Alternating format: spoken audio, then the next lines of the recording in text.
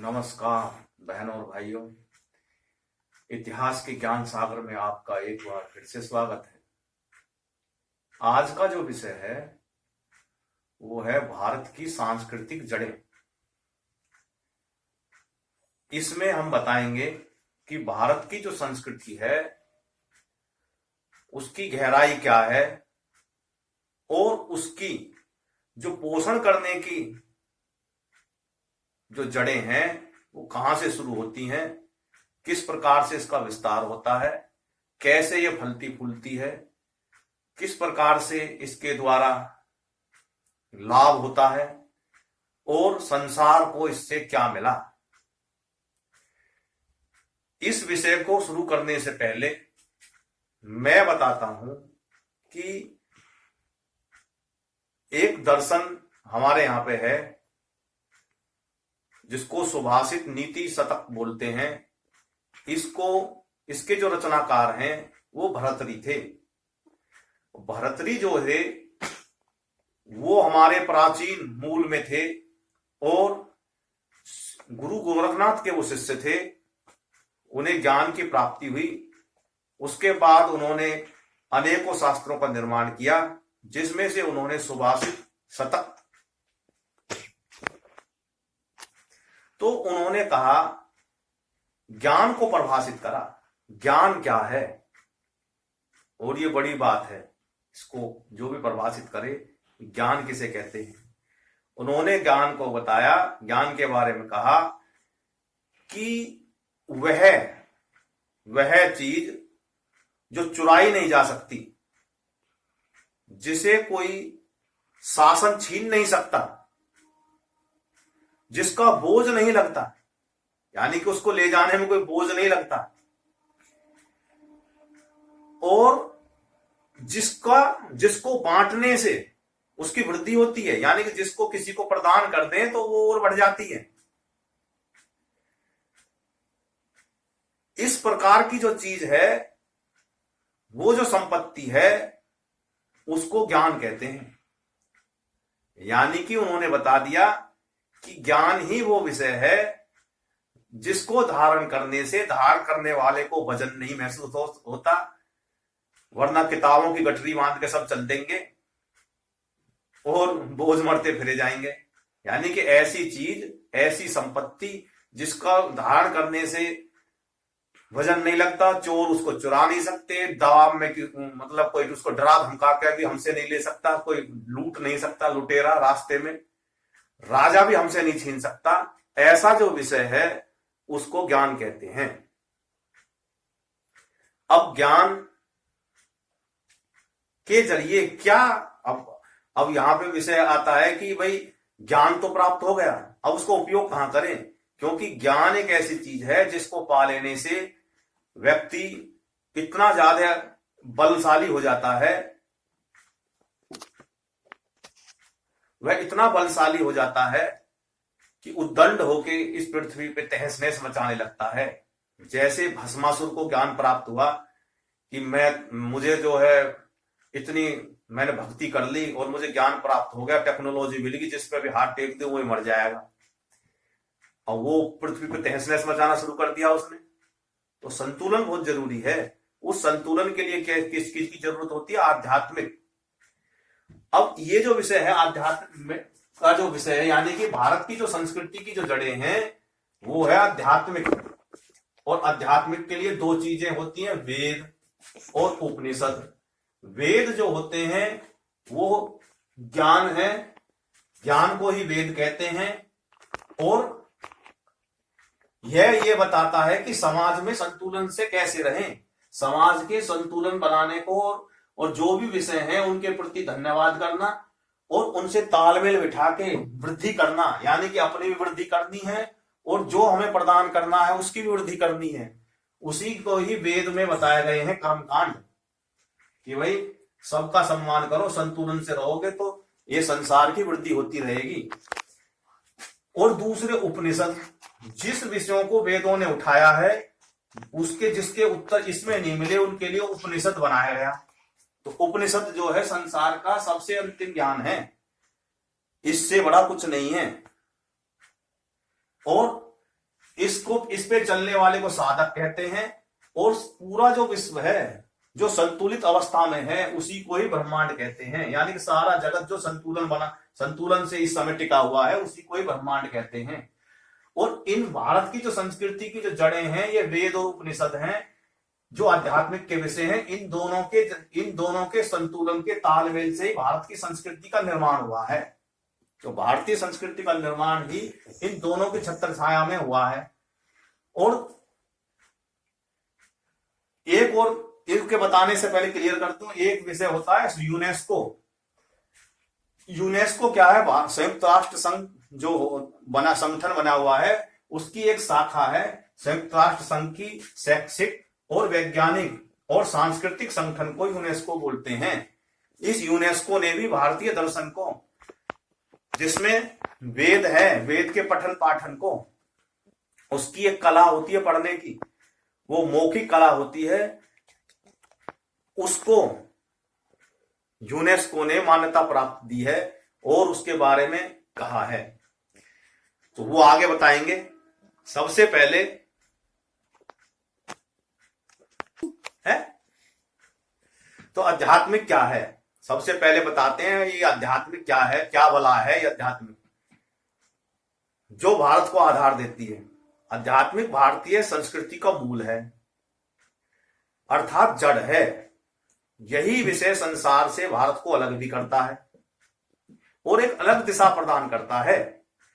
संसार की अविद्या जो भी है उससे मुक्त करके, क्योंकि संसार में जो है अविद्या जो विराजमान है उनसे मुक्त करके विद्या की ओर ले जाने जो है का कार्य ही, क्योंकि आध्यात्मिक का काम जो वो होता है वो यही होता है कि अविद्या का नाश करके विद्या की ओर ले जाए, यही काम आध्यात्मिक का होता है। यह संसार दो ऊर्जाओं से निर्मित है। पहली तो है अपरा, जिसके जो दिखता है सामने उसको अपरा कहते हैं। संसार में हम चारों तरफ आंख घुमा के जो भी देखते हैं वो सब अपरा के अंतर्गत आता है। यानी कि भौतिक जगत जो भी है, जीव जंतु जो संजीव हैं वो भी चलते फिरते जो हमें दिखाई देते हैं न, ये जो भी जीव हैं, निर्जीव हैं, ये जितने भी विषय हैं, पहाड़ हैं, सागर हैं, नदियां हैं, ये सभी भौतिक जगत अपरा के अंतर्गत आता है। अपरा पंच महाभूत जो होते हैं उनको धारण करती है। यानी कि अब पंच महाभूतों की जो भी विषय हैं वे सभी जो है अपरा के अंतर्गत आते हैं। दूसरी ऊर्जा होती है परा। परा अपरा के भीतर से उसको धारण करती है और उसको गति प्रदान कर देती है। यानी कि अपरा की जो शक्ति है वो परा है और परा वो विषय है जो अपरा को धारण करके इस संजीव जगत को बना देती है, अर्थात जीवन का निर्माण करती है, उसको दिव्यता देती है। और इससे क्या होता है कि परा ही वह ऊर्जा है जो अपरा और पंचभूतों को धारण करके संजीव शरीर बना करके उसको चलायमान करके संसार का निर्माण की रचना करती है। आध्यात्मिक का जो विषय होता है वो इसी परा को जानना होता है कि ऐसी कौन सी वस्तु है जिसके धारण करने से हमें गति प्राप्त होती है, वो कौन है जो हमको चलाता है, जो हमें चलायमान करता है, जो हमारे सभी विषयों का आनंद उठाने के लिए हमें प्रेरणा देता है। और ऐसा क्या है, आंख देख रही है तो दिखा कौन रहा है, कान सुन रहे हैं सुना कौन रहा है, हम सांस ले रहे हैं हमें कौन सांस लिवा रहा है। ये जो हमारे अंदर से जिज्ञासा जो होती है, इस जिज्ञासा को शांत करने का ही विषय जो है अध्यात्म है। यानी कि जो विषय ऊर्जा का है जिसको हम प्राप्त करके इस संसार में गति प्रदान कर रहे हैं, उसको जानना और यहां तक जानना कि ये कहां से आ रही है और इसका विकल्प क्या है, मतलब हम इसको कैसे जाने। तो इसी विषय को जानने को ही कहा गया है कि आध्यात्मिक। इस पे चल के, क्योंकि हमारे अंदर है, हमारे अंदर भी ऊर्जा विद्वान होती है जो हमारे शरीर को चला रही है, उसको जानना और उसके साक्षात्कार कर लेना ही कहते हैं हमारे आध्यात्मिक दर्शन में कि परमात्मा की प्राप्ति कर ली। क्योंकि ये ऊर्जा ही परमात्मा का रूप है। और इसको जानना, उसको महसूस करना कि कहां से उत्पन्न हो रही है, कहां विराजमान है, ये ही जो है आध्यात्मिक जगत की विषय होता है। इसी विषय को अर्थात दुनिया को जानना और उससे जुड़कर उसके मूल सत्य को तक पहुंचना वाले जो व्यक्ति है उसे साधक कहते हैं। यानी कि साधक कौन हुआ? साधक वो व्यक्ति हुआ कि जो यह जाने कि वे संसार का निर्माण कैसे हो रहा है, इसका मूल क्या है, उस विषय को जानना और उस पे अपनी जो है जिज्ञासा को शांत करता है किस प्रकार से, और योग के माध्यम से वो आगे बढ़ता है, उस व्यक्ति को ही साधक कहते हैं। भारतीय दर्शन में ही इन्हें एक ऋषि कहा गया है, या संत, योगी और दार्शनिक के रूप में जो है अर्थाया गया है। अब आगे आता है वेद। भारतीय दर्शन यानी कि अध्यात्मक जो है जगत को जानना है तो हमें कहां जाना पड़ेगा? वेदों में जाना पड़ेगा। और जो वेदों में विषय जो निकल के आए उनको जानने के लिए उपनिषद पढ़ने पड़ेंगे, तब जाके हमको पता पड़ेगा कि भाई ये सौदा क्या है। तो भारतीय दर्शन में आध्यात्मिक जगत को जानना और इस संसार से तालमेल करने और सामंजस्य बैठाने हेतु शिक्षा जो यहां से प्रदान की गई है वो वेद है।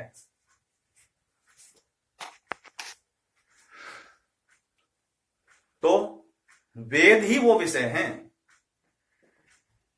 जिसके द्वारा जीवन और उसके बाद होने वाली जो गति है, जिसे परलौकिक गति कहते हैं, उसको जाना जाता है।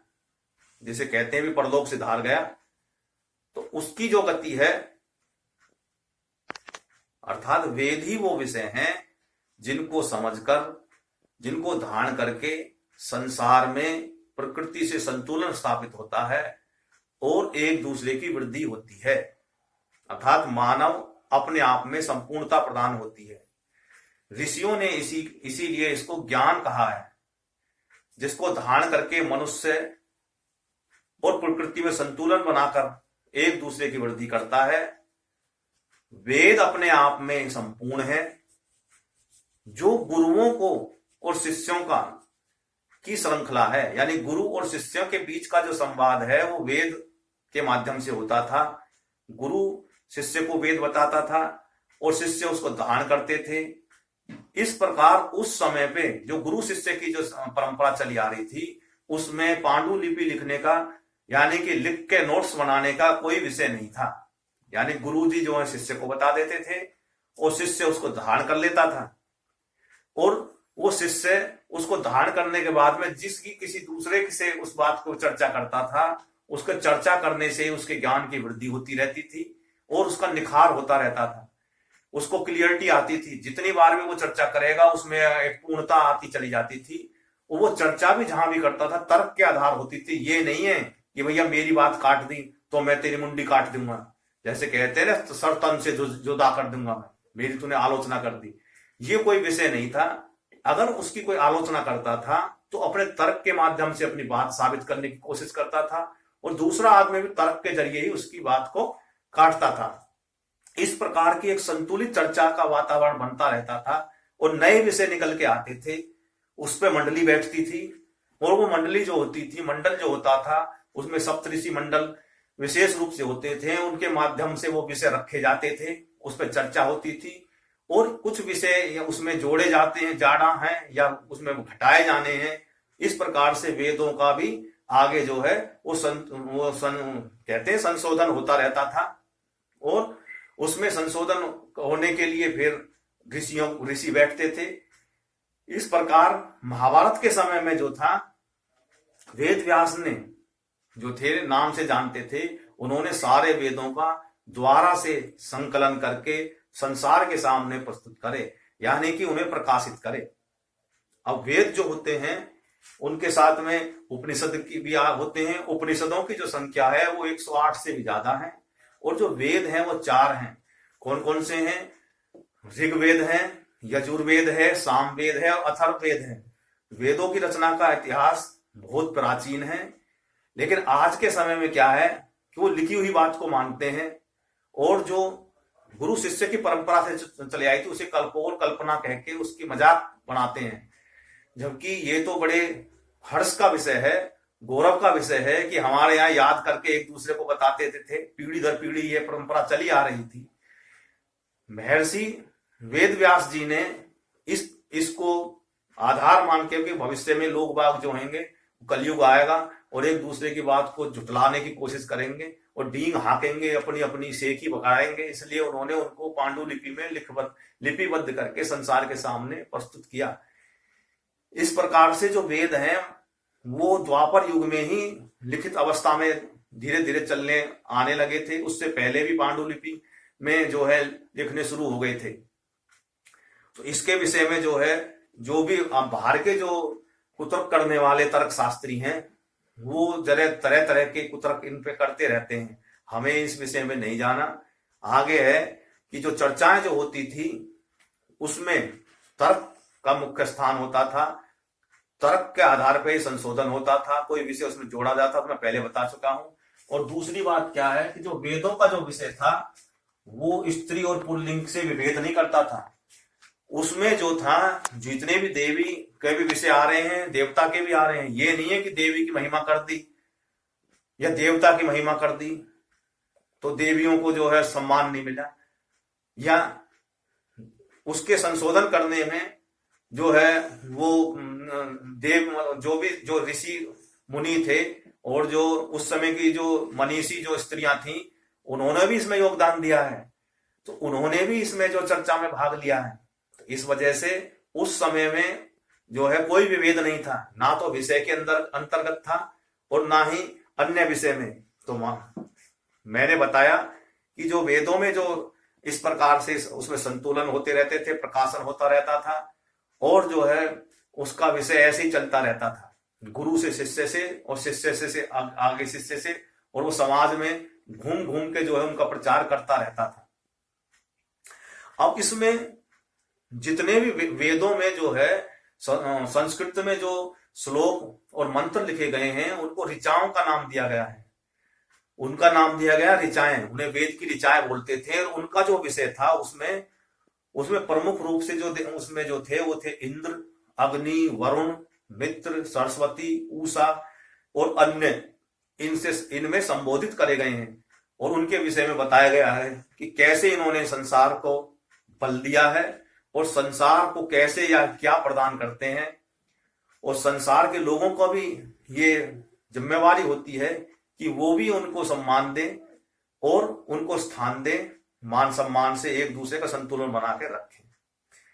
तो आगे मैंने बताया था कि वेदों के पढ़ने की एक कला होती थी, बड़े सुर और ताल से, और उनकी एक दूसरे के सुर हैं कभी कभी बढ़ाने कभी घटाने, उसका एक कला होती थी। 8-10 लोग इकट्ठे होकर उनको एक दूसरे से मतलब जो बड़े उससे ताल से वो पढ़ते थे, कौन सा अक्षर दबाना है कौन सा उठाना है। हर मंत्र ऋचाओं की जो थी एक कला होती थी।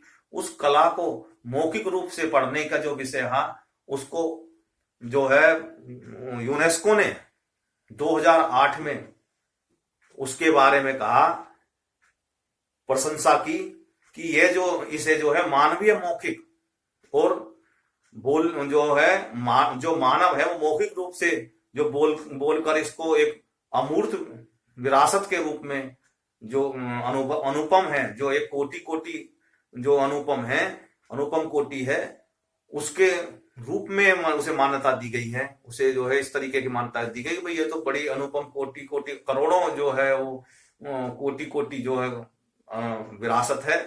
और इस प्रकार से उसका बताया गया है कि भाई ये विरासत है और लाखों साल लोगों को ये जोड़ती है और इसी संवाद के जरिए से इसकी वृद्धि होती रहती है।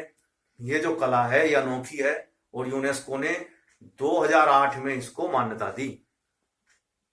वेदों का जो सार है वो है एकम सत विप्र बहुधा वदंती, यानी कि जो है परम सत्य तो एक ही है किंतु मनीषी जो हैं, जो विद्वान जो लोग हैं, विप्र जो हैं, पढ़े लिखे जो लोग हैं, वही अलग अलग नाम से इसको आगे बढ़ाते हैं। का कहने का मतलब है कि सत्य तो एक ही है, लेकिन जो पढ़े लिखे जो लोग हैं अपने आगे डींग हाँकने के लिए, अपना ज्ञान को आगे बढ़ाने के चक्कर में वो इसको अलग अलग नाम देते हुए इस विषय को बढ़ाते हैं, और इसी बढ़ाने के चक्कर में उनमें भ्रम पैदा हो जाता है। और उस भ्रम से जो है संसार में जो है एक दूसरे में संतुलन बिगड़ने के चांस रहते हैं, और वो अपनी अपनी बातें कहता है, वो अपनी अपनी बात कहने के चक्कर में बहसबाजी होने लगती है।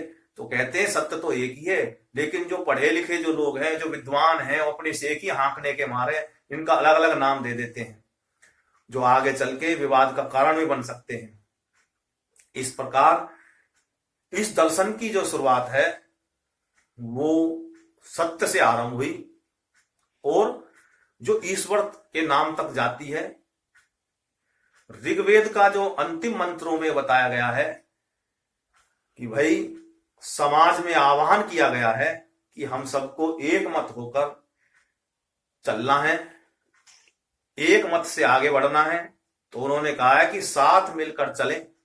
उसमें जो उसका जो सार निकलता है अंतिम मंत्रों में, उसमें कहा गया है कि साथ मिलकर तो चलें और साथ मिलकर बोलें, एक हो हमारा मन, हमारे विचार जो हैं वो मिलें, एक हो हमारा उद्देश्य, एक हो हमारा उद्देश्य, एक हो हमारा हृदय, हमारे विचार एक हों, अतः हम सभी सहमत हों।